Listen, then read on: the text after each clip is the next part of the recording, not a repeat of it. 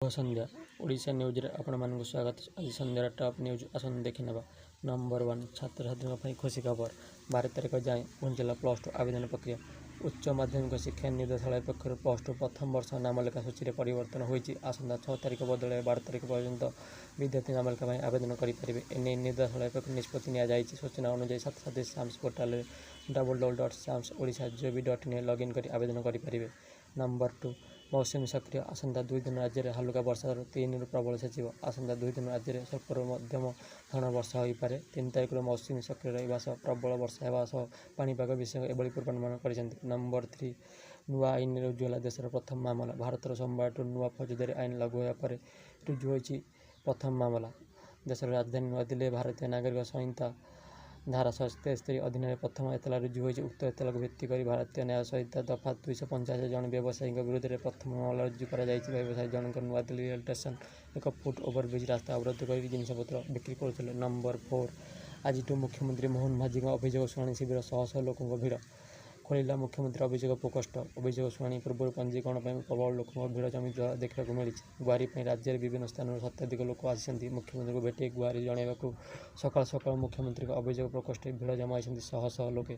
P25 स्थित मुख्यमंत्री अभियोग प्रकोष्ठ सकाल 9 पंजीकरण आरंभ होती जहाँ मध्याह्न 12टा पर्यंत चलो। आज प्रत्येक सोमवार मुख्यमंत्री एठार जनसाधारण विभिन्न अभियोग शुणाणी करेंगे। शुणाणी बेले मंत्रिमंडल अन्य सदस्य मैंने उपस्थित रही सूचना मिली। नंबर 5 बाबाडस घूर्णिझड़ फसिले भारतीय खेलाड़ी। घूर्णिझड़ जो वेस्टइंडिजर बाबाडस फसी रही भारतीय खेलाड़ी। मिलित सूचना मुताबक बाबाडस एक होटेल में भारतीय खेलाड़ी फसी सेठारे प्रबल झड़ तोफान कारण सेठार आसवा संभवपर होना। शनिवार T20 विश्वकप फाइनाल मैच पर सेठारे प्रबल बात्या होता सूचना मिली।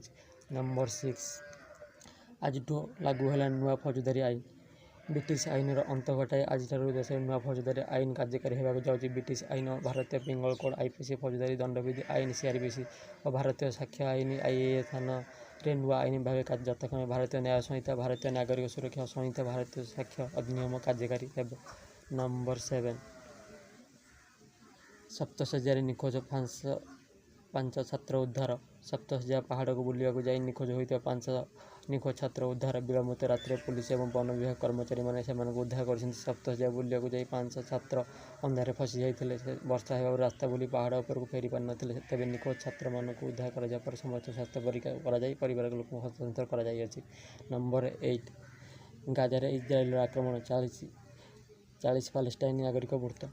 विगत 24 घंटा मध्य इजराइल पक्षर गाजा उपत्यकार प्रचंड आक्रमण कर 40 जन पालेस्टाइन नागरिक प्राण हराई। आहत 224 जन को विभिन्न डाक्तखाना भर्ती कर हमास आतंकवादी संगठन मुखपात्र सूचना देते। फल 2023 अक्टोबर 7 इजराइल और हमास मध्य आरंभ होता युद्ध में प्राण हराई पालेस्टाइन नागरिक संख्या 37,834 छुंदा बेले प्राय 87,000 लोक आहत होता सूचना मिली।